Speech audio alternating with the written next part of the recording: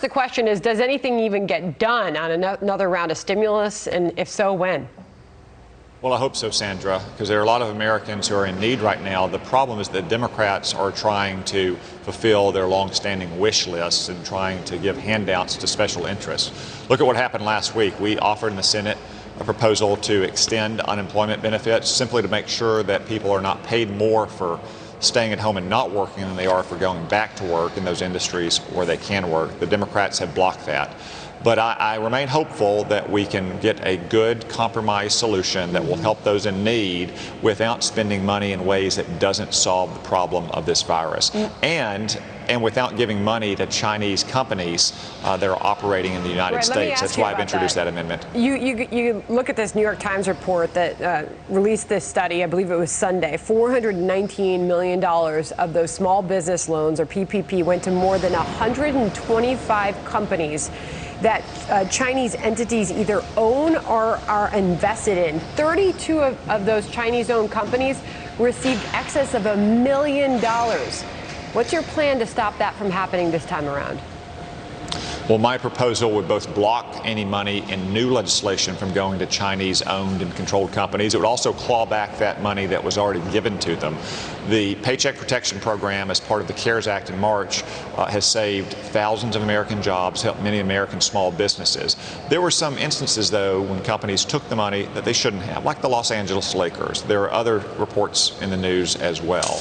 But money should not be going to Chinese-owned and controlled companies, especially those companies that have ties to the People's Liberation Army and the Chinese Communist Party.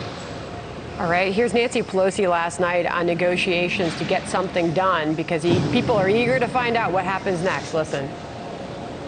We're insisting on that in terms of a strategic plan for testing, tracing, treatment, isolation, masks, sanitation, all that it takes to hold this in check until, God willing, and science providing, we have a vaccine soon. Respond to that, Senator, because as you know, time is of the essence. American families are struggling. American businesses, some are struggling to even stay alive. Obviously, so many have already had to shut their doors.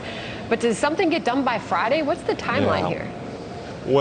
Well, Sandra, if that's Nancy Pelosi's goal, all of which sounds reasonable, why are they spending billions of dollars on the post office? Why did they propose to spend billions of dollars on the Smithsonian or the Kennedy Center?